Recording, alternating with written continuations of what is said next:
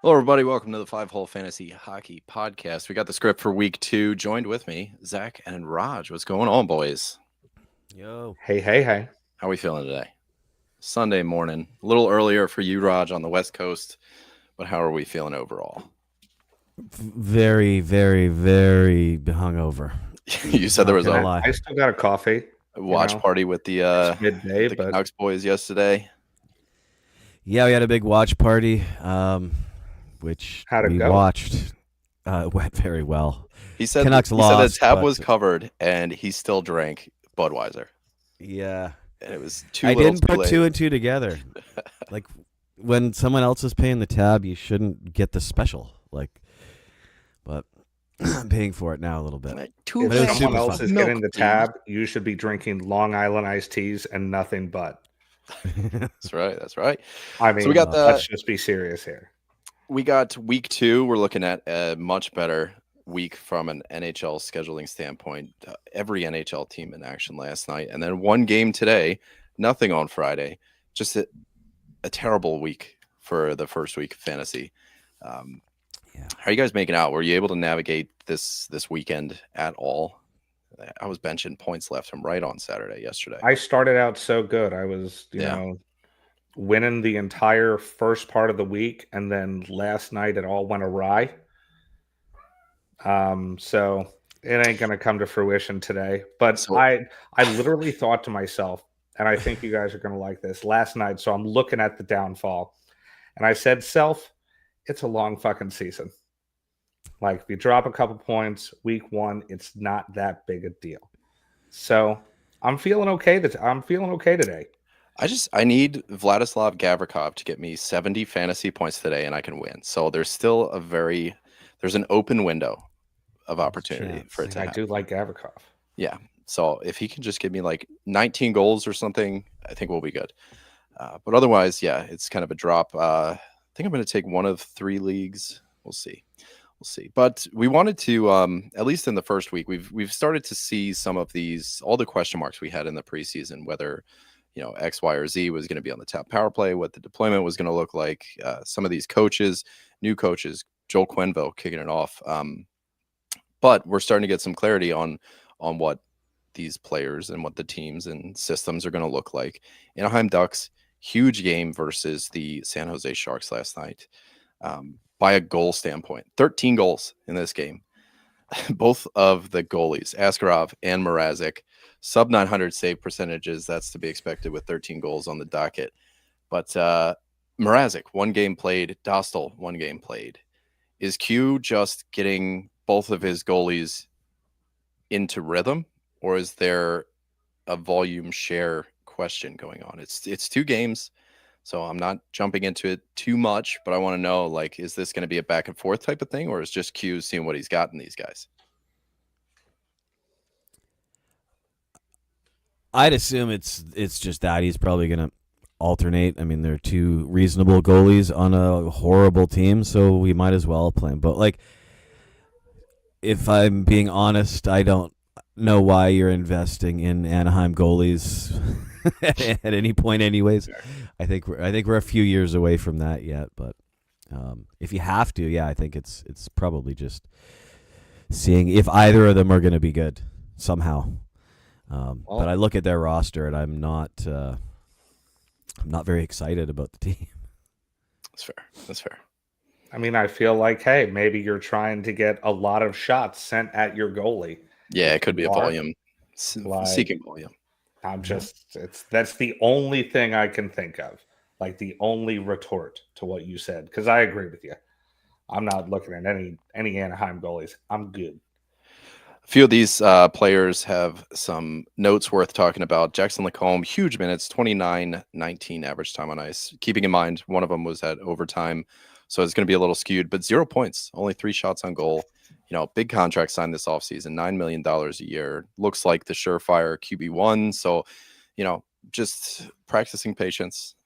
That's going to be a big part of these early season swings and things like that. You can't expect guys to go out and get points every game, but it is a little bit worrisome. I wonder if Jackson Lacombe could be a buy low at this point, sell, some hot defenseman. Matt Schaefer, somebody we'll talk about a little later, but I don't know. Any interest in buying low on somebody like Jackson Lacombe? Do we get the same kind of vibe? Like, oh, I don't know if I'm going for Anaheim players at all, but power play 1D. I mean, if you are going for an Anaheim player, it would be somebody that's at least getting power play looks. So at the least, I'll give you that. I think that makes sense. What about you, Raj? Any hope for Lacombe? I think so. I mean, there's hope, yeah, but I think that's what you're doing. You're hoping, all power play defensemen are not created equally, and I mean, you can be as good as you want, but again, you're in Anaheim, so I see in the leagues I'm looking at, he's definitely owned, and I would, Oh yeah, big time. for what he is, I would consider him like a guy I might pick up, but he's not somebody I would be like steadfast. I gotta have this guy on Anaheim, like. Yeah, not high on the wish list necessarily, but I still think there's hope there. It's just, Yeah. you know, there were opinions out there that he'd be a 60-point defenseman, and I think, you know, quarterback D and goalies kind of go hand in hand in the way that, like, you know, a goalie goes as their team goes. Like, it's very team dependent, right? So if that power play is really cooking, then somebody like Lacombe starts to cook with them. Power play points for the team. It looks like there's 2 power play goals throughout all of their goals so far this season. I really do think he's going to get cooking. But the other guys I wanted to talk about, Cutter Gauthier, man, averaging 7 shots on goal a game. One more Yeah. thing about Lacombe. He plays a ton of minutes. So many minutes. 29-19 average. And Crazy. that's something to really look at. 26-19, sorry. Yeah, a ridiculous amount of minutes. So like if he's out there at all times, it spells good things. So I'm just saying in the future, like I could definitely see it working. Yeah, he'll catch up to the points. Just kind of dodged it through 2 games. Sorry to stop you there. No, I get it. It made me think, like, you know, how many times in the middle of the season, and this is something I like to bring up every single season during the beginning when we're in this, like, don't panic phase. Like, if Jackson Lacombe games 42 and 43 doesn't get points, we're not freaking out. But because it's games 1 and 2, you know, you get this hyperbole in your mind that, oh, he's going to go all 82 games with 0 points. It's not going to work that way. So just, you know, kind of put yourself in the mindset that, you know, imagine this was games 41 and 42, right? Like if this was dead in the middle of the season and he goes 2 points or 2 games with 0 points, you're not freaking out. Cutter Gauthier averaging 7 shots on goal per game, 2 goals already, 19-22 average time on ice. He looks really good. And Beckett Seneke got his first, or Seneca, I'm not sure. I don't know. I'll go with Seneke. Got his first NHL goal. A lot of first NHL goals last night. Zeev Boyum, Sam Renzel. Who else? I know there were a few others. Ben Kendall, I think, got one too. A lot of firsts. Boston Bruins. Elias Lindholm looks really good through 2 games. Tons of chemistry with Pasternak. Again, you know, this could just be a hot streak. Place these 2 games at games 41, 42. Is this indicative of the rest of the season, or is this just a hot start? The Boston Bruins are the Boston Bruins. So again, temper expectations. But Lindholm with 4 points through 3 games, 10 shots on goal, 8 hits, 3 blocks. What are we thinking about Lindholm? I have him highlighted here. He's one of the priority ads. So removing next week's schedule from consideration, like Lindholm would be pretty high on my watch list, and I'd like to get him on my roster. Center only makes it a little bit tougher, but what are we thinking about Elias Lindholm? Zach, you got any thoughts on him? I think that top line in Boston is, if you're getting people, it's definitely them. You know, that's where all the, you know, I can't say all the points, but you know what I mean? Like the bulk of the points going to be front loaded on that top line. So Lindholm, I could see it. Why couldn't it last a full season if he's playing all season next to Pasternak? The same thing can be said for Morgan Geekie, to be honest. He's getting auxiliary points just as is. He has a goal and an assist so far through these same 3 games. I think that top line is where you're looking. I think it's worth noting, Raj, before you get into it, the Boston Bruins have seen the Capitals. That's a decent game, but they've also seen the Blackhawks and the Sabres. So, like, again, you know, just put your expectations relative to the opponents. Yeah, that's one thing I was going to say. Like, I love Lindholm, but one thing we always said about Lindholm is when he was in Calgary, especially, the team fluctuated a lot, and he was always the same. Like they had that crazy time when Calgary scored a crap load of points one season, and then nobody scored the next season, but Yeah. Lindholm stayed the same. So I've always liked his consistency, and he's a great player, and I just don't see anybody challenging his position anymore. Like Boston is so thin.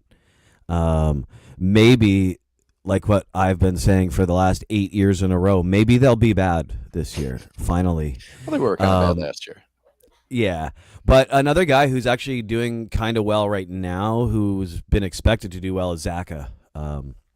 He's got a few points. He's peripherally good. He hits. He takes some face-offs. He's center left wing, so he can be a decent player. And I think he's going to probably stay on the power play again, just because they barely have 5 decent players. So if you can get one of them, they're probably going to get a lot of time. I think Zaka, you guys bring up a lot of good points, and it made me think, like, in terms of deployment, Lindholm is pretty safe. I think the only one breathing down his neck, and it's the decent amount of distance between the neck and Zaka's mouth. Like you're not breathing too close. You know what I mean? But if anybody's going to take his spot, it would be Zaka. But I do think, I agree. This top line is what you want to target. Lindholm looks really good. Last I checked, he was 39% this morning.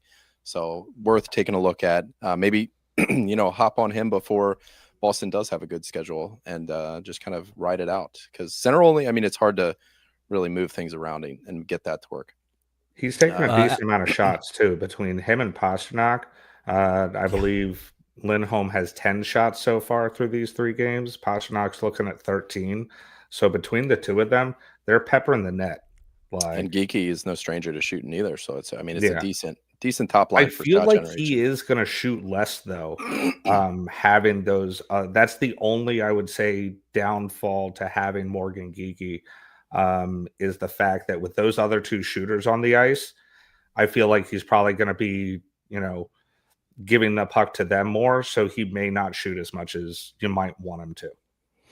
Korpisalo got that Blackhawks game, but Swayman looks good through 2 wins so far, 35 saves against the Washington Capitals, 21 against the Buffalo Sabres. 2 really good looking starts. Again, not getting ahead of ourselves, but is what it is. Charlie McAvoy, power play 1. Little bit of peripheral value, and I want to see how much he can really cash in on the power play, but decent option. If we were thinking McAvoy or Jackson Lacombe, where would you guys wind up between those 2 players? Easy McAvoy. He's playing with the better power play. And the press, they don't hurt at all. I always like a guy who can riff. Talking about the Buffalo Sabres, already eliminated from playoff contention here in October. But, Josh Norris hurt himself taking a face-off. Insane. Yeah. So the injury-prone starts to rear its ugly head. But that's going to put, I think it was Ryan McLeod who took that deployment right off the bat. But they've had guys like Yuri Kulich running that line 1, and it looks like he's on daily faceoff right now, lined up to be line 1 right there. So there's going to be an opportunity for somebody to get some extra deployment with Josh Norris out. It's not going to be the first time Josh Norris is out this season either. So we'll see what happens. It was abdominal or something, so maybe he just kind of torqued the wrong way or whatever. But yeah. UPL also out. Alex Lyon is the guy in Buffalo. Sad team. So sad team. Going back, I know I'm just trying so hard to put it lightly, but going back to what Zach was saying about volume, like if volume is valued in your league, Alex Lyon should be a priority ad. I think like UPL is going to be out. Lyon should be one of the guys that you're targeting as a replacement in the meantime. He's looking at over 30 shots faced a game through 2 games. There's that's not letting up. I'll tell you that much. Calgary Flames. So my daughter has been really getting into hockey, and nice. I owe a lot of it to Raj. I know you have kids. Zach, maybe you don't know this thing, but do you know this 6-7 my dogs love thing hockey. That kids I don't know are doing? What you're talking about. Okay, but the kids are talking about 6-7 nonstop, and I have no idea why. About that. Right. Yeah, so I just said it, and the kids from the other room are going 6, 7. But yeah, so like my daughter loves to watch hockey because she wants to see a player with the jersey number 6, 7, and she's like intently watching, trying to find number 67 out there. I think maybe there's 1 or 2 in the league, so Yeah, how many I'm are not there? going to tell her that. But we've been having fun watching. We watched the Calgary Flames game, and her and I, we always like to, I'll pick the Blues, she'll pick the Flames, and we'll just root for one team, and we get really into it. Matt Coronado, man, looked so freaking good, and Samuel Hanzik actually had like a bunch of really good opportunities yesterday too. But Coronado, he has been nonstop fire for the Calgary Flames this year, and I'm wondering what you guys are thinking about this, because Calgary's not super attractive in terms of like a potential long-term hold, but Coronado right now 19% rostered, 2 goals through almost had the hat trick against the Blues as well, 2 goals through 3 games, a power play point and an assist, 6 shots on goal, 1 hit, 1 block, line 1, power play 1. What's our level of interest for Coronado? Is he somebody that you want to get on your roster, or are you going to wait until there's a good week for Calgary? In all honesty, the fact that his number is not 67 makes me not want him, Like, I thought that that's where this fucking story was going. No. I thought we were going 6, 7, and I thought you were going to pick a player that had the number 6, 7, and Matt Coronado is not that.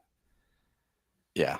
I'm going to look it up now, how many players are jersey number 6, 7. But that's what I thought this whole story was going to happen to. So that's why my daughter is into Jesus. hockey right now. She's really invested in.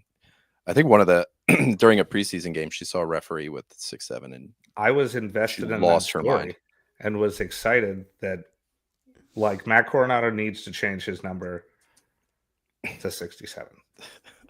He would be. I'm sure some of the Gen Z players are. Maybe they'll do it, but I don't know. Is there any level of interest for these guys with Calgary? Coronado, I think, is probably the hottest name right now. Hell yeah. That matters. Yeah, they're just so hit or miss. Like, I don't know. It's another team I'm just scared of. Like, I just don't. On any given day, who knows what that team is going to do? Coronado's kind of exciting, but it would also be totally reasonable for him to not get any more goals. Like, so I. Well, it's as a swing, no sure, other high-end talent around. There are 2 players in the NHL with the jersey number: Rickard Rakell, Lawson Krause. The only like their top line in Calgary. How many teams would that be a top line on? Yeah, 1. I don't know. Maybe Coronado looked really good. I wonder if we're on the verge of a breakout for this kid. He looks really good. That's what I want to get at. I wanted to give him his flowers. That's all. Blake Holman, try eligible. Lots of riffs. Nazem Kadri's looking pretty good. Lots of minutes for this guy. Steady shots, steady points. Thinking we're going to see another pretty solid outing from him. Matvei Graydon is doing decent. His deployment's really good, so that's worth just keeping an eye on. Though I'm not sure he's especially safe in that deployment, but I will say I like the deployment right now. Definitely a lot more interested in Coronado. Chicago Blackhawks, lots to talk about here. Frankie Nazar, the usage is still really good. 21 minutes time on ice, assist, 4 shots on goal. Like he's starting to look up there. But again, we're talking about these lower teams, big fish, small pond. Sam Rinzel, power play D. If we were doing Rinzel or Lacombe, where would you guys wind up? You got Bedard, you got Frankie Nazar on that top power play. I don't know if that looks any better to you than the Anaheim top power play. It would for me. I mean, just because you know me, I can't stand Anaheim players. But I mean, Ryan Kessler, we're jaded. It really kind of it's my fault. It really is. Like I have an irrational, just not hatred. I am with the Blues. I don't know why. An irrational dislike. That and I do like I think that Burakovsky and Bedard are really good players. Not that I don't like Kirby Dach, but I don't see him as a Colton Dach. I think it too is crazy of a player. But I like Burakovsky and Bedard. So yeah, I'll take Rinzel playing with them over the people that Lacombe is playing with. I'm not big on Anaheim. Yeah, Fair I'm enough. going So same here. Like a lot of these answers are going to be whatever is the other answer. Ryan Donato on power play 2. The deployment is starting to look a little down, but had a huge year last year. So I wonder if we're not just kind of like waiting it out a certain level. Donato right around 30% rostered, try eligible. Loved what he was able to put together last year. Love to see a repeat. Spencer Knight. We're talking Alex Lyon. We're talking Lucas Dostal. This is a guy who's going to get you volume and not much else. Yeah. Colorado Avalanche, my guys. There's Arturi Lehkonen in line 1, power play 1. There is a lot of cycling that's happening with that power play 1. Like Landeskog's up there sometimes, Nishushkin's up there sometimes. Right now it's Lehkonen, so this seems like a pretty, we're done talking about the what do you call it? The Buffaloes, the Bostons, the Anaheims. Right now we're talking about a good power play. What's our level of interest with Arturi Lehkonen? If we were thinking, guys like Elias Lindholm, where would your level, Raj, be with Lehkonen versus Lindholm? Well, positionally, it's a bit of a challenge with Lindholm. Like we said, I like Generally, Lindholm yeah. as a player better. Just being cemented into the top power play and top minutes, like Colorado can be great, but they're just so heavily like you're either playing with McKinnon and Makar, or there's just such a massive drop off. Like when you look at the overall numbers, like even if you look at how much Makar's numbers drop off when he's not with McKinnon, like it's that team. We could say all we want, but that team absolutely revolves around Nathan McKinnon. So if you're going to be with him, great. I just don't think Lehkonen is nailed there. Like I absolutely think Landeskog and him will be swapping a lot. So Nishushkin too. So like that's kind of the trade-off is Lindholm does have center only, so it makes him tougher to get in, but it's safer deployment. But Lehkonen might be a little more versatile, but maybe not as safe for the deployment. Yeah, I think in that comparison, I think the position has pretty much the biggest effect. Like if you can handle a straight center, I would want Lindholm, but that is a tough.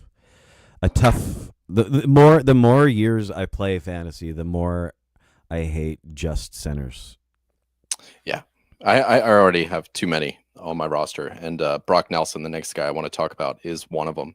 And he's been rock solid for me, always consistently producing fantasy points. So I've loved what he's put together for me, but it's just so tough, and it's kind of alleviated because the one league that I'm thinking about, Trocheck, just went down.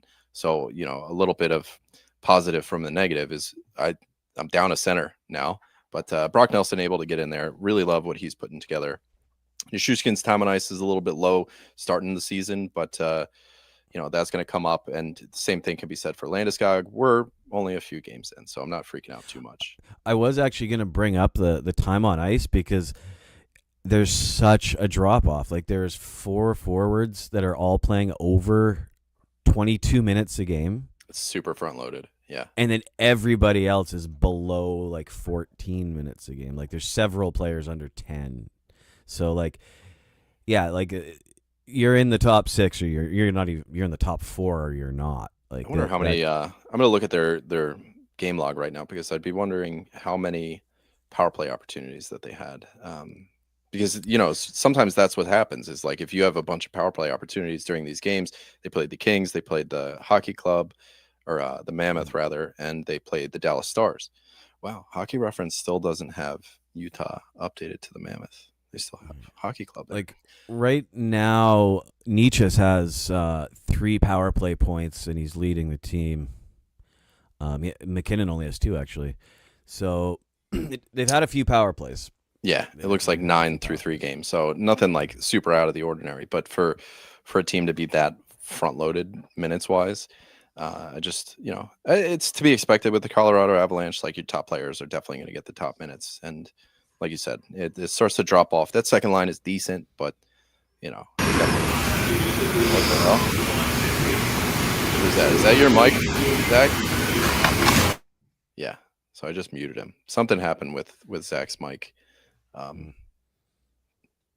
don't know. All right, Columbus Blue Jackets. Jack Reeves opened over Merzlikins, which is super interesting. It's going to be a tandem, so I don't know how the what do you call it? How the split's going to look and stuff like that. All right, you're back. It seemed like your gain just got really, really turned up or something. So, holy shit! Yeah, something's really wrong. Maybe unplug, replug your mic. Holy fuck, that was something else. Yeah, Zach. So it just sounded like a robot was screaming at us. You couldn't even tell what words you were saying. Sorry about that, folks. Columbus Blue Jackets. Again, this is not the most sexy goalies that we're going to be talking about, but split squad so far. Jack Reeves definitely one of the players that we're more excited about in terms of like taking over.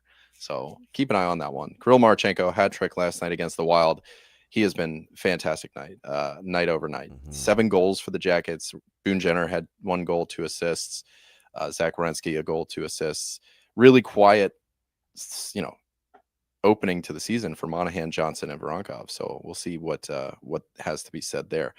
All right, folks, we're going to try Zach again. See what the mic. Just be ready. What do you got? Anything? Is it okay? Hey, we're back. All right, we're good. Yeah. Okay. I have no idea what that was. Happened like I got kicked out. Well, yeah, you said you needed to be really fast, but I think I fixed everything. Fantastic. Sounds good now. I'm sorry. No worries. And I missed the Nietzsche's talk and everything. You did. We're on the Blue Jackets now. There's not a ton to really go over here, but agreed. Marchenko looks fantastic. He was getting kind of faded in drafts. His ADP tanked a little bit relative to where he was, but it was a 1 season kind of outlier, but it looks like maybe that's a repeat. Big fan there. Move on to Dallas. Jason Robertson, 1 goal, 1 assist, 8 shots on goal, back to his point per game looks pretty good. We're seeing a lot from Mikko Rantanen in terms of time on ice. He's getting a ton of power play time.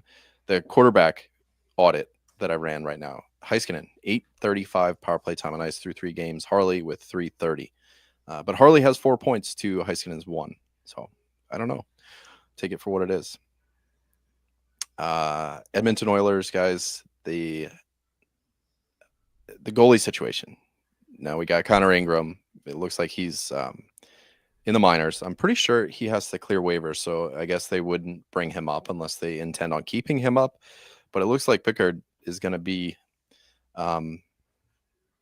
breathing down his neck pretty closely.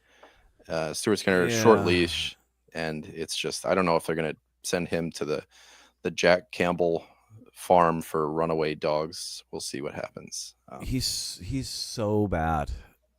Like, he's just so bad. And, like, Pickard got the win last night, and he looked so bad also. But he's better. I mean, yeah, he's better. I just... Maybe I actually picked up Pickard yesterday because I had a feeling the Canucks would lose. But it's... Oh, man. How many years has it been since Edmonton had like even an NHL level goalie? That's something I wanted to talk about is with the discount, and that's what it is. It's a discount that McDavid took, 12.5 for 2 more years. If they don't take that money and get a legitimate goalie, that is such a slight against it. Like what McDavid said with that 2-year contract is you have 2 more years to get me over the hump. Like he's done everything he can to really, he's gotten them, almost single-handedly. Obviously having Draisaitl is a huge help, but I don't think the Panthers win both those series if they had a goalie that wasn't Stuart Skinner. And not just any goalie. Like if they had a solid goalie, that's a team you don't beat.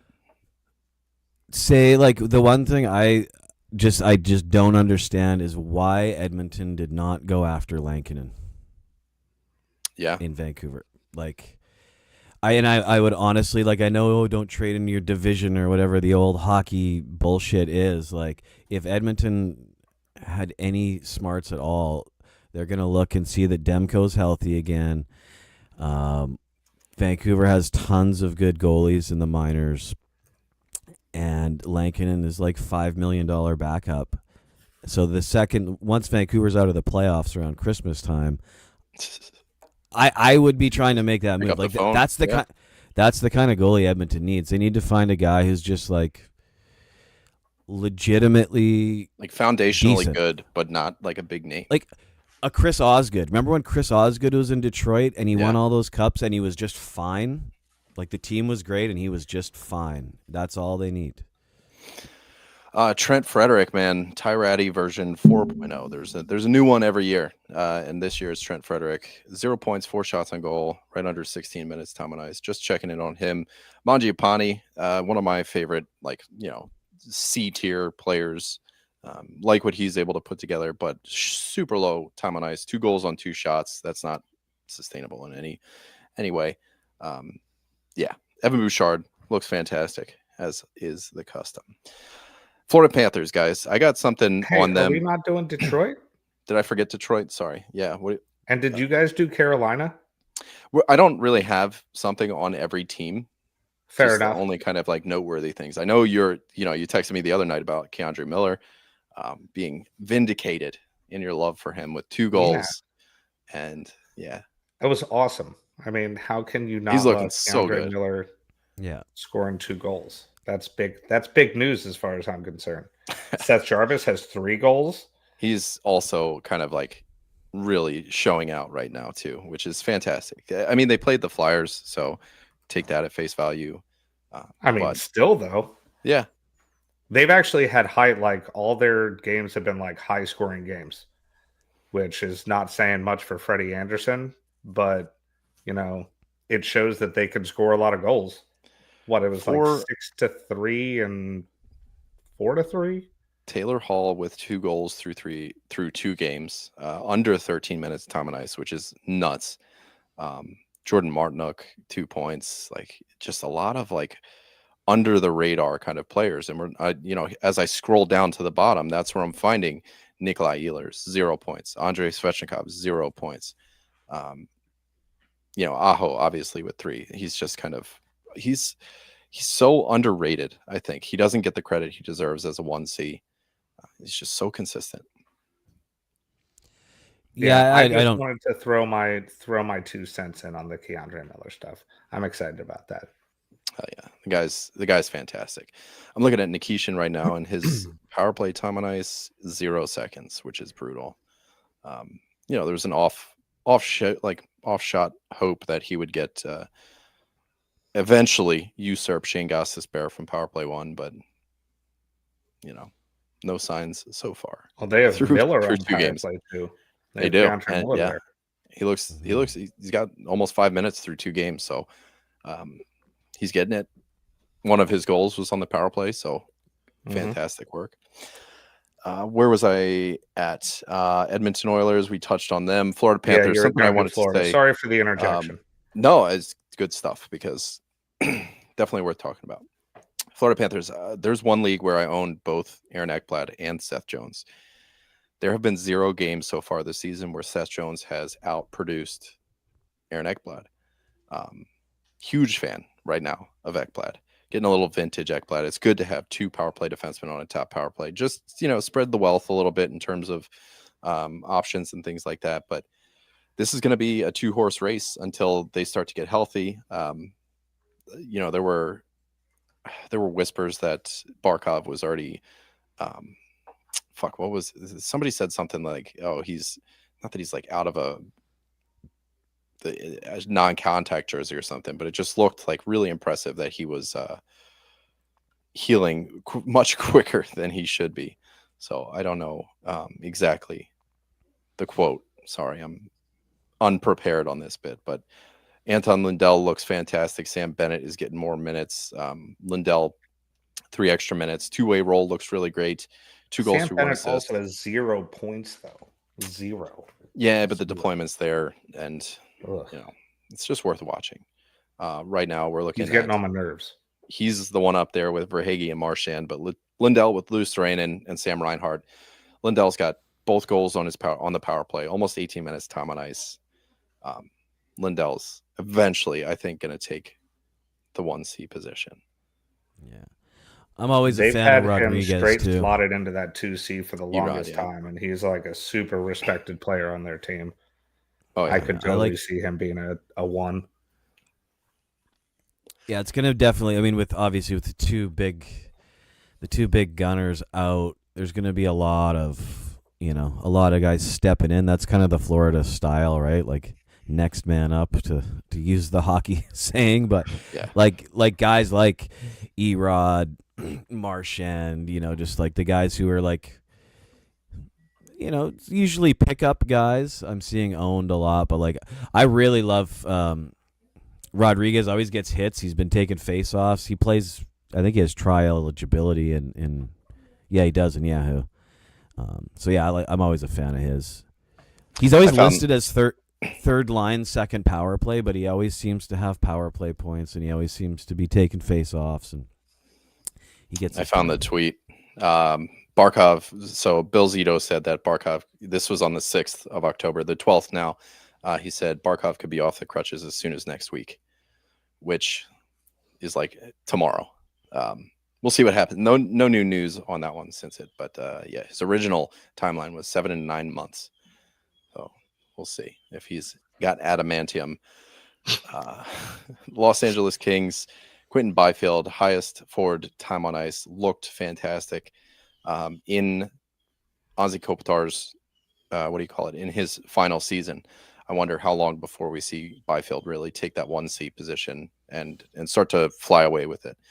Kuzmenko, He is looking good. I will say that. Oh yeah, Byfield's so much fun to watch, and he's fitting in, starting to really look like a 1C. Kuzmenko, non-stoppable on the power play. He's looking like vintage Kuzi from that first year in Vancouver.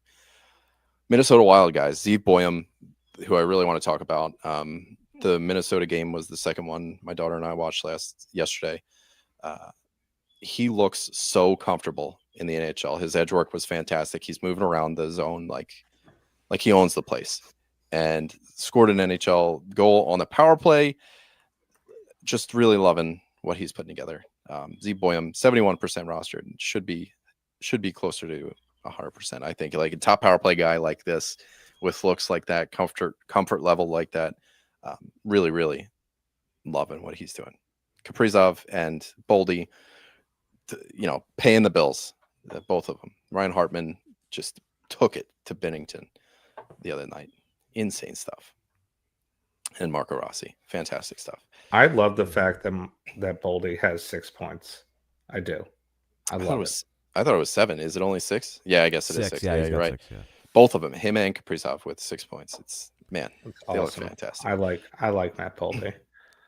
On the Canadians, I want to talk Trump. about a few players here. Patrick Laine, 4th line power play 2, under 13 minutes of time on ice. Got to get rid of this guy. Get rid of him. Demidov, I forget how they pronounced it strange in the broadcast I was watching, but Demidov for now. Limited time on ice, and I just don't know if it's too many cooks in the kitchen that's happening in Montreal, but Zachary Bolduc is not letting up at all. Like, that would be the place where Demidov would get his power play one time, and Bolduc is just not letting it happen. He's so good. Like, I talked about it, I forget where, I think on Twitter, I was talking to Davey, the old Stream Scheme guy. We were talking about Bolduc, and he's just his rate stats are top 5 in the league on the power play. So he's not giving that spot up. Slafkovsky is somebody I'm really excited about right now. Priority ad for me, though. He is almost 90% rostered. Top line, top power play. Great stat line. And he's on his breakout watch. Did you guys catch any of the Nashville? Like, that's one team I haven't been able to watch this year. But I'm looking at the box scores. Roman Josi looking, he's not throwing around any hits, and I wonder if that has to do with the pots. But the blocks are there, so it just looks like Josi is Josi. They've only scored 2 goals per game, so he hasn't hit the score sheet yet. But yeah.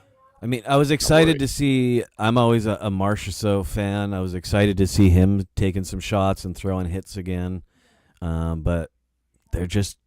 at this point, there aren't any goals in Nashville. So, I mean, I think I don't know. Forsberg is still going to get points, but it's not like he's available. Yeah, Yeah. But still, I do think that just because Nashville sucks, like you keep on Forsberg is still a plug and play. No, absolutely. if somebody's going to Absolutely. be on points, it's going to be him. You could, I mean, like what I've done, I grabbed Stamkos in like round like 14 in a draft. Yeah. Which, when you think of Steven Stamkos, you're thinking like, oh, first round, maybe second round guy. But I mean, he's obviously not that anymore. But he's only 74% owned, so he is actually available as a guy to pick up, and I would pick him up. If you're getting him for nothing, he's great. Try eligible. Yeah. Awesome streamer with 50 goal capabilities. I mean, the ceiling on him, the ceiling on Marchessault, I think both guys that you can, pretty, relatively available. I had super and still do have like higher hopes for Marchessault than any of the projections gave him credit for, than his ADP gave him credit for. I think he's somebody that can outperform his ADP just based on the fact that Nashville was just crap last year, and like the only direction for them to go is up. Though we haven't. He's only 40% owned right now. I think there's going to be. I mean, there's going to be a stretch of weeks. I guarantee it this week or this season that he looks fantastic and then just becomes a short-ish long-term hold. So that's what I have on that. New Jersey Devils isn't taking any shots though. He's taking hardly any shots. I think that'll. I want to say it'll catch up. I'm trying my best not to 2 games we can start to make some assessments, but I don't know the Nashville narrative. I wonder if they'll be bad again this season. I'm not saying they make the playoffs, but I don't know. Yeah, they could just be bad. The Devils, Luke Hughes, boys and girls, something I was saying this offseason, that Luke Hughes would be our power play one guy. Turns out he is, and it looks like he's also point per game through the few games that the New Jersey Devils has had. He's looked really good. Big ups to folks like 4 points through 2 games, so 2 points per game. He leads the New Jersey Devils, all 4 at even strength, which is insane as well. Timo Meier just throwing out peripherals nonstop. Tom and Ice looks really good despite not having power play one. So there might be a renaissance for Timo. It's just we won't get those power play points. He always takes a season off every now and then, right? Timo, he's always,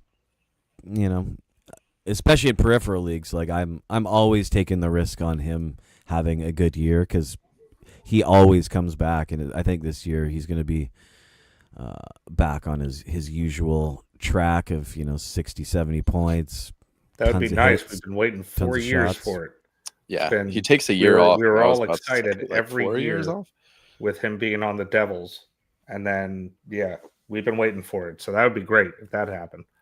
There's just too many righties on that top power play, I guess, for Timo to be up there. New York Islanders, I got a couple things on them. Kyle Palmieri just looking fantastic. As much as someone can look fantastic on the Islanders, Matt Schaefer, man, I'm pretty sure he had 8 shots on goal in his last game when he had that first goal. It wasn't like a super finesse goal or anything like that. He kind of just jabbed it in, big scrum in front of the net. But good to see him get on the board.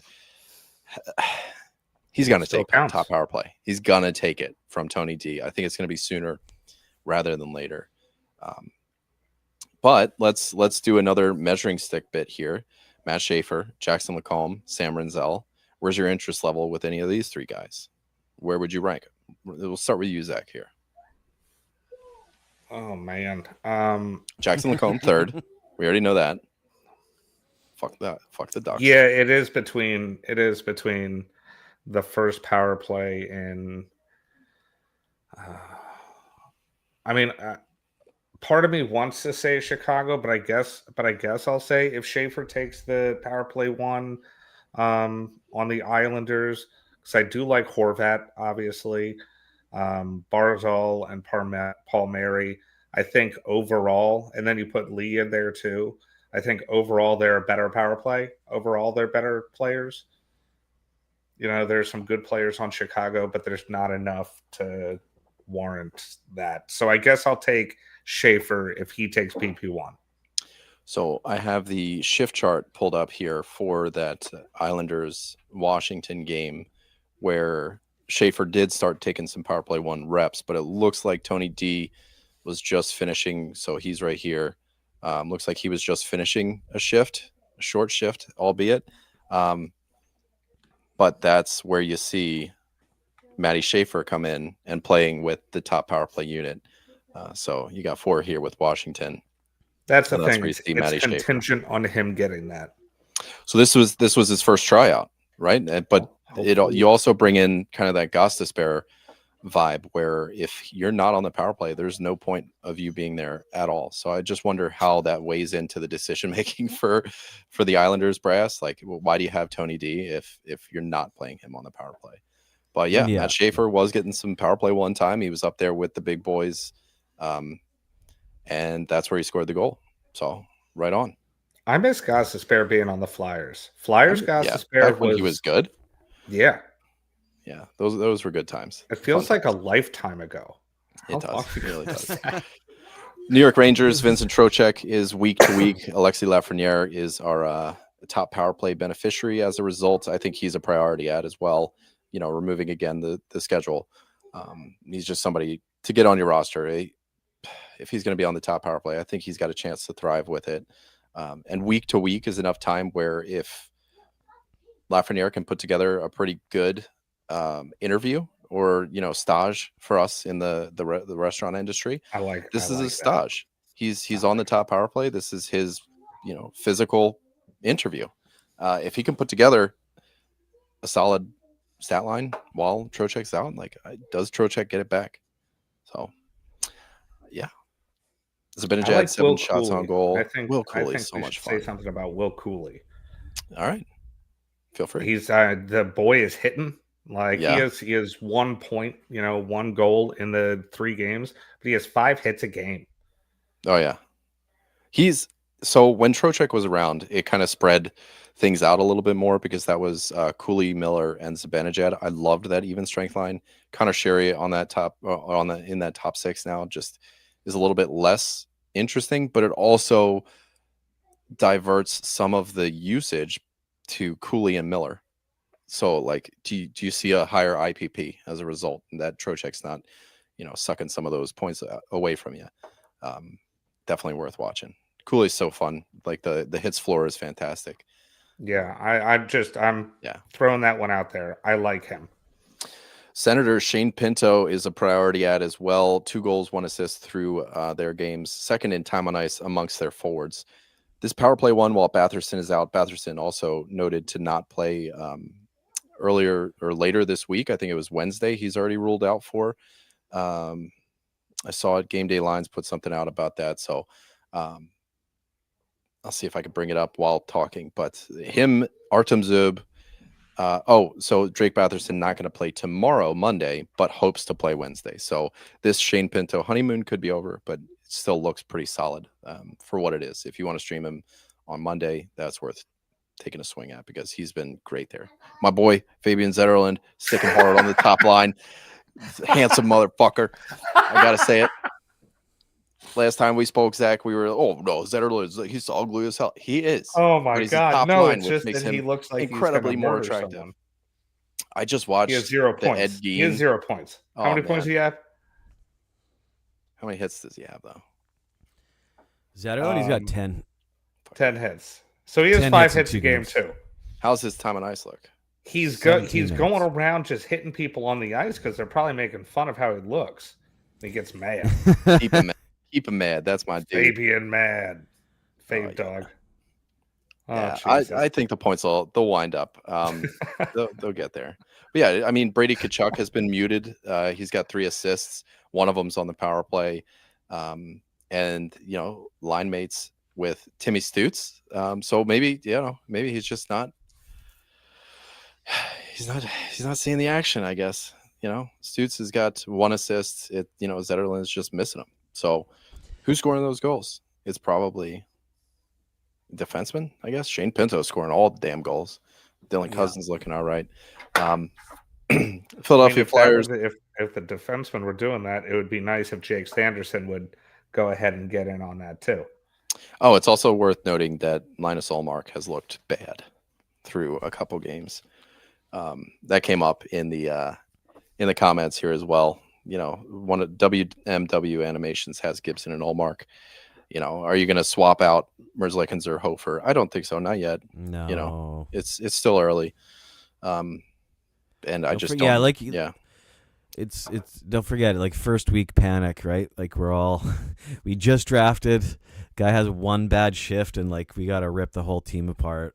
Like, I did that yesterday. I was like panic. I got to make all these moves. And I was like, yeah, they've played one game, you know, 1-2 games. So if a guy's supposed to be good, like, give him a little leash at this point. Philadelphia Flyers, how much leash are we giving Matvei Mishkov with just brutal time on ice? 14-11 through 2 games played. Raj, you know Tocchet better than anybody. It's a very defensive-minded. You know, we're not talking like insane John Tortorella level, you know, defense where you just completely mute anybody that's not a Christian Dvorak or something like that. But you know, when does this start to change for Matvei Mishkov? Well, look, use Kuzmenko as an example of Rick Tocchet's style, right? Kuzmenko comes in, 39 goals on the Canucks, one of the highest goal totals the Canucks have had in like decades. Under Tocchet, he's and this is the problem with Tocchet is if you miss a defensive assignment, which a guy like Michkov or Kuzmenko or somebody is going to do, he will put you on the fourth line. And a guy like Michkov or Kuzmenko, like we've said about a few players, it's like if you're not a top line player, you shouldn't even be on the team. Like, those guys are not going to be fourth line grinders. Like, I brought this up at the Canucks thing last night. Like, Tocchet is a great coach for like when he was in Arizona, where you've got a bunch of Connor Garlands running around and you can get the most out of grinders. Tocchet's great at that, but he does not know what to do with guys like Michkov and Zegras. Like, I thought he would show up in Philadelphia and completely flip the script and be like all for the young guys and let's go offense and let's let these guys shine and whatever. And it doesn't seem like he's given any leash to that. So I don't see it changing. It never changed in Vancouver. He never changed his ways. So yeah, I don't honestly, unless the guys can just get over it. Tocchet is not changing his system. I think there's going to be an opportunity for buy lows with Mishkov, with even Konechny as well. Look at the first 5 games for the Flyers: Florida Panthers, Carolina Hurricanes, Florida Panthers, Winnipeg Jets, Minnesota Wild. Like, you don't really get any relief until Seattle on October 20th, and then you have Ottawa, the Islanders, Pittsburgh, Nashville, and then like it starts to become like an actual schedule. But it's just a brutal start to the season for the Philadelphia and Flyers. I think like, long-term Mishkov is going to be fine. Yeah. I think he'll start to catch up, but this time on ice is definitely concerning. If that trend doesn't kick, then he's going to start to look pretty attractive to the waiver wire. The top 9 has very, very even deployment. Like, everyone is right around 16, even the power almost plays 17 were minutes. 50-50 split too. It looks like it's just straight rolling lines. Other than Coots is out there a lot. I mean, it was a good, good shock value, I guess, for Tocchet to go up against these top teams, because he can really see, like, as a measuring stick or a litmus test, whatever you want to call it. He can see where his team really is, and against the top competition. Pittsburgh. Actually, I'm pretty sure, are they still top of the league? They've looked pretty solid. Artur Silovs looked good. He was the opening night starter, which is crazy. I guess not too crazy if you have seen Tristan Jarry's body of work lately, but it's what it is. Evgeny Malkin, undervalued typically.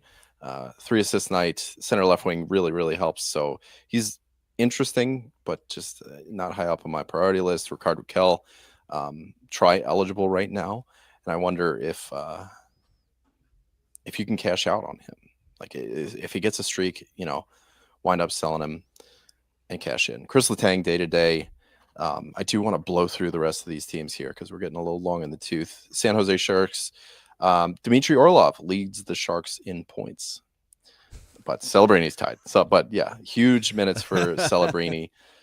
Both of their games have gone to overtime. So when you look at the time on ice for Celebrini, over 21 minutes, take into account both of them have been overtime games. So it's a bit skewed. Klingberg, power play 1, led San Jose D in time on ice. No periffs, but they're gonna marquee this guy, spotlight him for a trade later. So he'll get all the offensive minutes, I think. Tampa Bay Lightning, and then I guess I want to get your take, Raj, on the Canucks before we move off. And then there's the Vegas Golden Knights.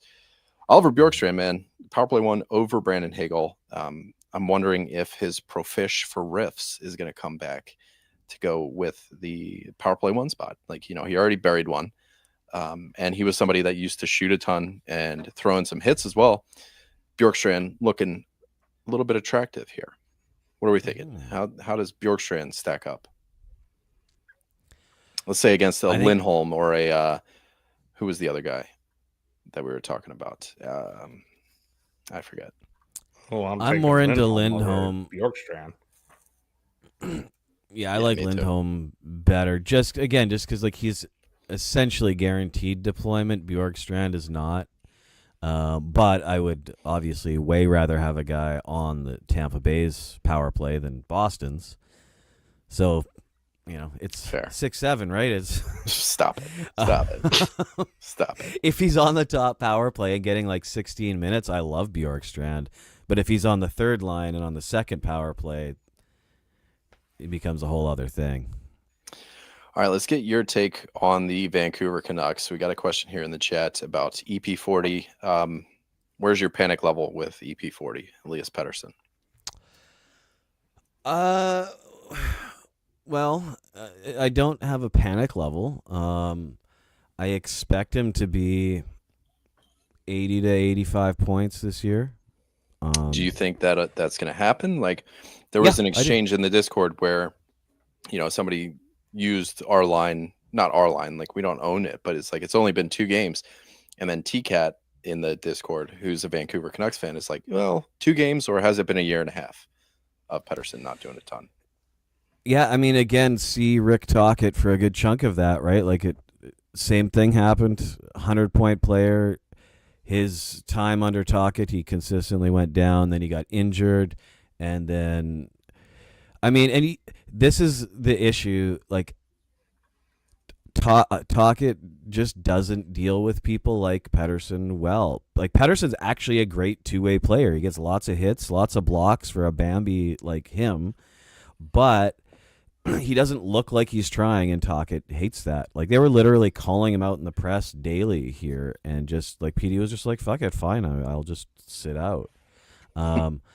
There's a few things that are very different. Like the JT Miller problem was a real deal. Like, that's been known for 5 years here. The fact that he wasn't traded beforehand, we could do a whole episode on that. But the big thing that's different is, like, Pettersson is far and away the only center they have.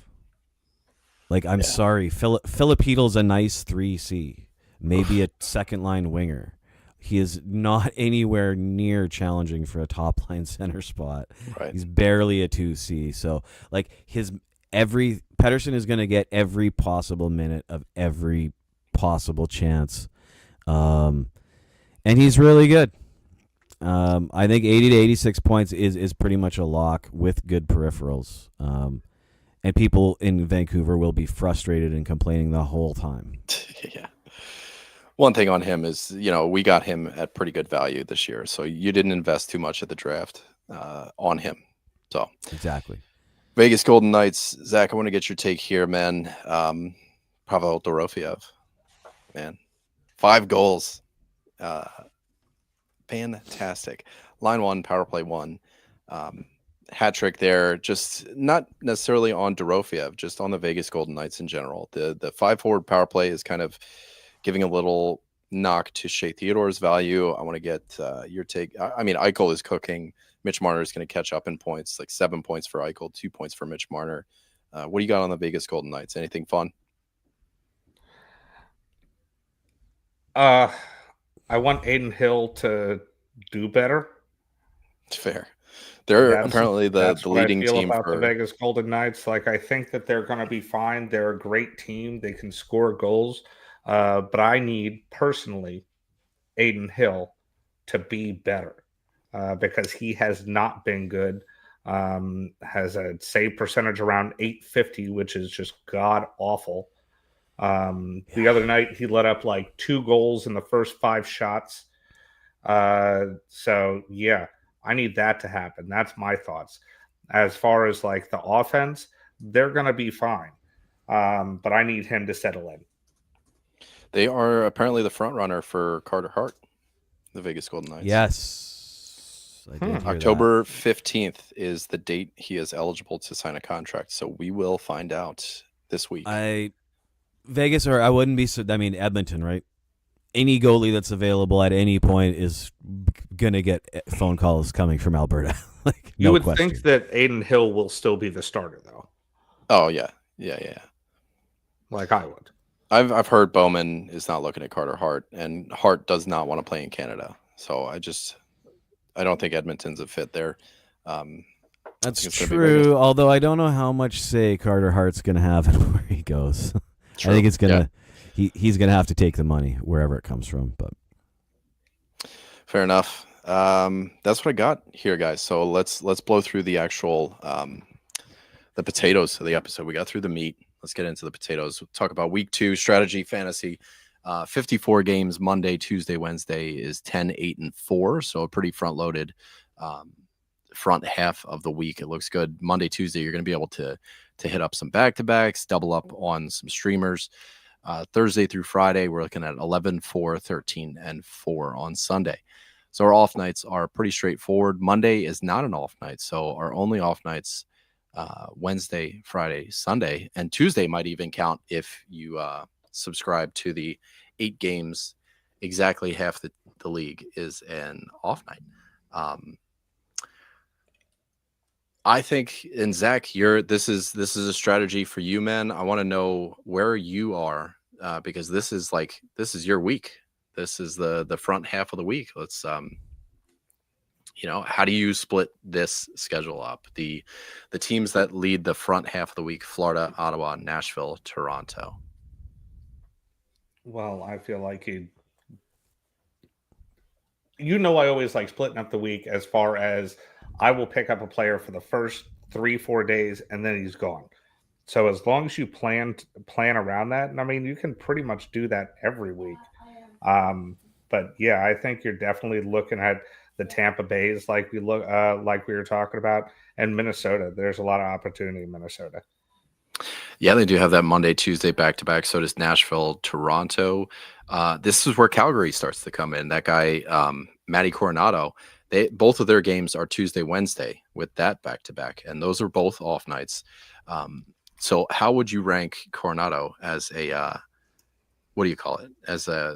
In terms of the front half of the week? Like, would he be he'd be pretty high up on my list. Where are you landing? Number 6, 7. So, my God, I'm pretty sure my son's watching this stream too. He was asking for it, and I looked it up. Well, this is him right here. He was asking, where did the other guy go? Talking about you when you got kicked out.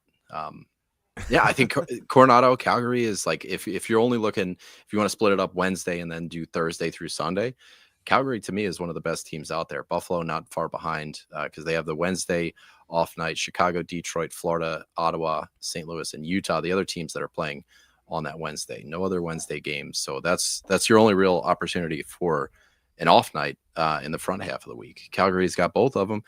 I'd put Coronado pretty high up there, personally. Yeah, I'm looking at Boston for the end of the week, though. I will say that. The 3 games. I like Toronto at the front of the week, to finish too. the week off. You're looking at Boston. Tough. Yeah. Toronto's got Detroit and Nashville on Monday, Tuesday. So anybody who's available there, I mean, those are 2 not very good defensive teams. So, I mean, there's a ton of, like, Toronto's one of those teams that everybody has everybody usually. But I mean, Yeah, Bobby there's not a ton McCann's of a guy avail. that might be something. You could always pretend Max Domi's worth picking up and be disappointed, but Bobby McCann would be a guy I might grab just for Monday, Tuesday. Now in Calgary, man, I want to talk about Zane Parekh. Played a little bit of power play time in his last game, but the first 2 games he was healthy scratch. So 52% rostered Zane Parekh. For that, I'm moving off Zane Parekh a little bit. Yeah, the guys that I'm looking at are Coronado. I think Blake Coleman is there's a ton of versatility there, just being try eligible. Not a ton of power play time, covering categories nonstop as well. So that's how I'd be looking at the first half of the week. I think from a full week perspective, Detroit's got the best schedule overall. What the hell I turned all of them off. That's what happened. But so from Detroit, guys, who do we like? Is there anybody worth rostering in Detroit? I think Patrick Kane should. And Chicago and Detroit both have 4 games, 3 off nights. Utah not far behind, just a little bit harder. Actually, really shit opponents. Detroit has the hardest schedule opponent-wise. Marco Casper, Patrick Kane would top my list. Because his ownership is lower than I expected. I was actually able to pick him up 48% right now. Yeah. Casper does. Yeah, I would definitely be all over Kane. I'd be all over Nick Schmaltz on Utah. There you go. On a week like this with Calgary, Chicago, San Jose, and depending on which Boston team shows up. But yeah, that's my guy for this week is Schmaltz. And McBain, he bangs like crazy. I think he's somebody worth definitely looking at. Who did we not hit? Chicago. Now, who do you guys like in Chicago? I think there are, Nazar is probably, in terms of like how their season has already started to shape up. Nazar 28% rostered. He's got 5 points through 3 games, 7 shots on goal, 3 hits, 3 blocks. He's hitting categories. He's line 2, power play 1, 28% rostered. I think him and like Patrick Kane lead, and I think Nick Schmaltz has a great pedigree too. So there's options. I think for this week, it's a really comfortable week for streaming, but I wonder if we're talking Patrick Kane, Frankie Nazar, and Nick Schmaltz, how would you guys rank these? And Marco Casper, Zach, from you, like how would you rank the guys that we've talked about for streaming? I always want to love Nick Schmaltz. I will say that. He's the McDavid for a month out of every year guy. So maybe that'll be the first month this time. Hopefully. I don't think he had one of those last year. I think it was 2 years ago. He was really solid in January, February. Yeah. Just kind of no, but I think he'll be a safe bet, and with that schedule, he's my pick this week. Well, and Nick Schmaltz will, he'll get up on the scoring. Like he's just not scoring goals right now. He still has 2 points, but he's taking shots, just not going in. I like. I'd probably have Sam Renzel is another name worth tossing in there too. I think if you're a Zane Parekh owner, switching over to a Sam Renzel, especially with a week like this for Chicago's schedule, that's the move you got to make. But I like Patty Kane is probably top of my list. Nick Schmaltz is up there because I do really like Utah, man. Like Chicago, Calgary at home, San Jose at home, Boston at home. That's a fantastic. Since you like Utah so much, you could take a player that hits like Lawson Krause, and just so you know, Lawson Krause is number 67. Yeah, he's one of 2. Him and Rickard Rakell, they're the only 2. What do you guys think of Turbo?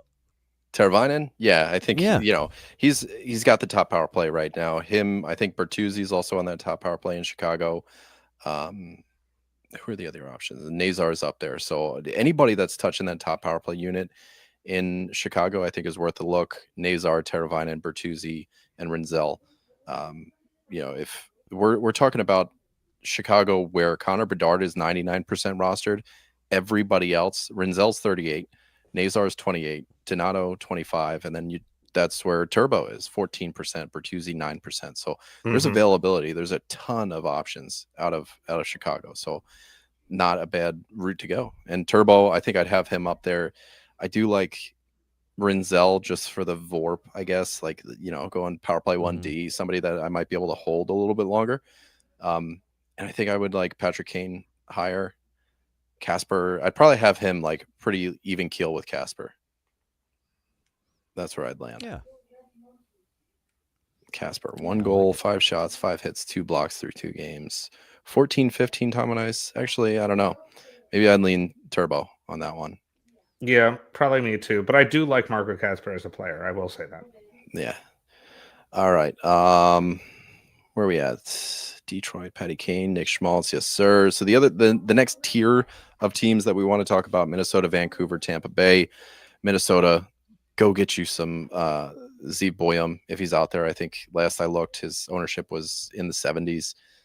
Pulling it up real quick right now, 72%. So it is very much last call on Zeev Boyum. But if you can't get your hands on him, then we're looking at a Marco Rossi who's got 3 points through 2 games, 28% rostered. He's centering Kaprizov and Boldy, so you really have to cash in on that. And I'm going off memory here, but I'm pretty sure he's on the top power play as well. He's only 28% too. Yeah. Like 28% owned.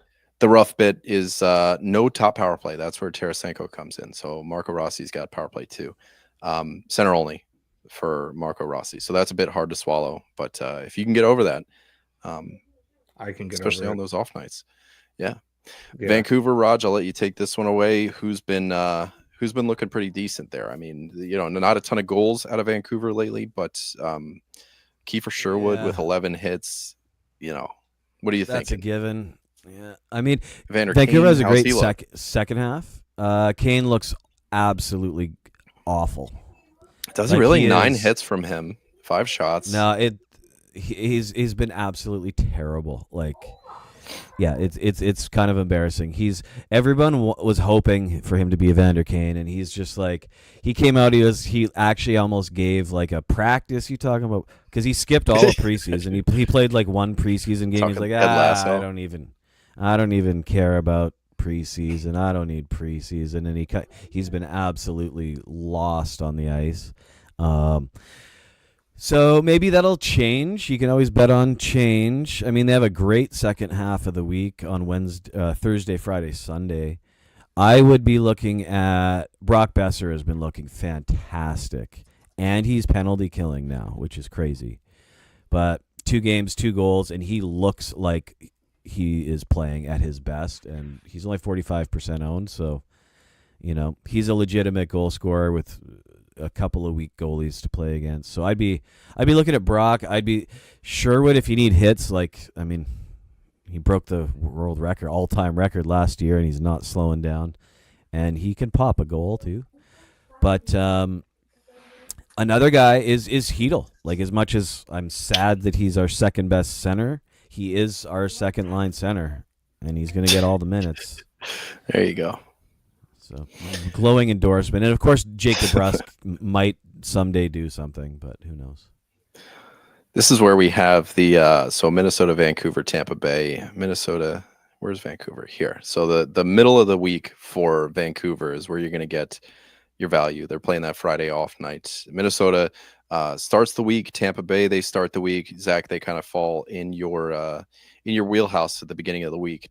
We talked a little bit about Minnesota. If there's nothing left unturned there, what are you thinking about Tampa? Who would be the guys you look at there?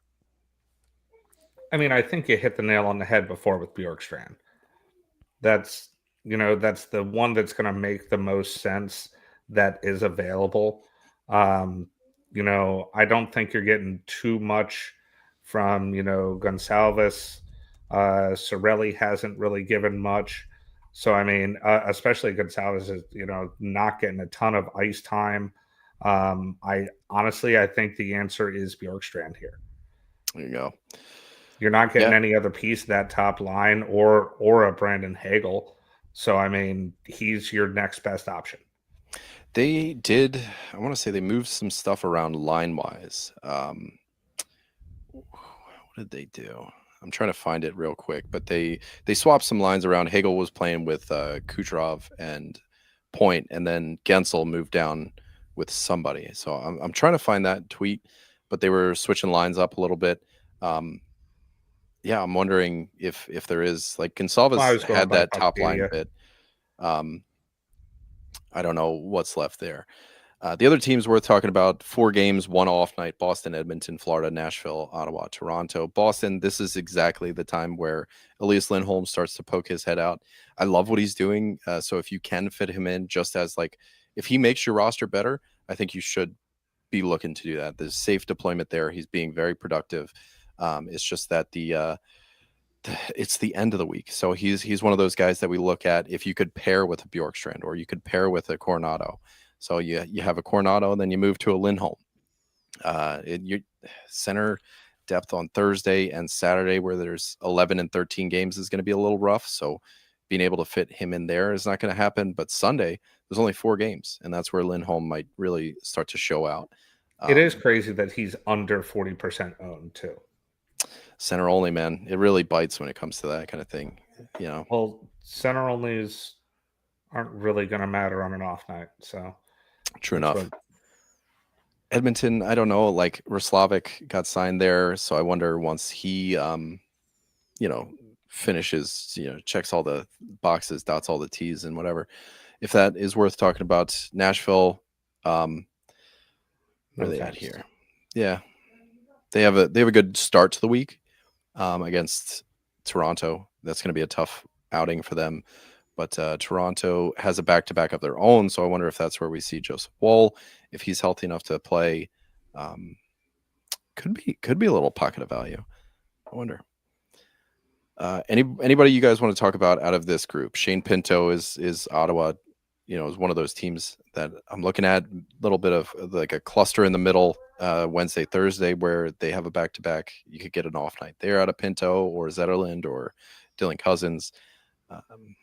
Raj, you got anything on this 4-game played, 1 off night slate?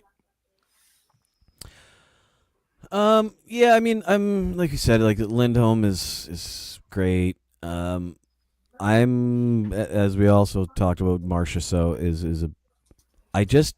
he's so good. He's going to do stuff. And he does the thing about Marcia. So as a guy, he does a bit of everything. So he's a guy I would probably be looking at, particularly in categories, leagues, or anything that values shots and hits, because he's going to do that. What is this screenshot of football? Is that from Uzak? Oh my god, that's from Raj. Stop it! God damn it! All right, Zach does need to go soon, so we're gonna blow through the rest of these teams. 3 games played, 2 off nights. Anaheim, Calgary, Washington. We talked to actually Washington. Do they have 3 off nights? It looks like. Yeah, there's a little pocket of value there. So guys like Connor McMichael, Marty Febs, worth looking at. Calgary, they start to really show out again. That's where I'd like Coronado. Anaheim, any value in Anaheim? It's not their best week, but guys like Cutter Gauthier, Troy Terry, Frankie V are always kind of the well that we return to. Yeah, I mean, I was on Gauthier at the beginning of the year, so I mean, I do think that he is a player that is at least going to be worthwhile at some point in time. I do like Cutter. Yeah. All right, cool name. It's just I'm salty with the Philly fan in me. All right, so let's. Why? Because he has 14 fucking shots in 2 games. Yeah, a little bit. Let's pick our streamer of the week. I'm going Patty Kane. Actually, yeah, I'm on the top here. So, Raj, you're next up, at least with the camera set up, right? So that's how we did it with Jay and Alan. All right. I'm going to take Patty Kane. Yeah, I'm going with my Schmaltz as my guy. Decent. Very good. Who do you like, Zach? I'm going to go with Elias Lindholm. Fantastic. That's a strong group. Let me write that down. Kane, Schmaltz, and Lindholm. That is, yeah. I like the way that looks for us. I want to get the outro music rounded up here. Boys, it's always a fantastic time. you everyone who was able to hang out throughout. We got 111 people here in the live stream. Whether you're watching from Twitter or you're watching from YouTube, give us a like over on that YouTube. Subscribe over there. You'll be able to get notifications from us and whatnot. Join the Fantasy Hockey Discord. Follow us on Twitter at FHF Hockey. And we'll catch you later on in the week. Thank you guys for watching. Enjoy Football Sunday, boys. Later on. After 6. Love you.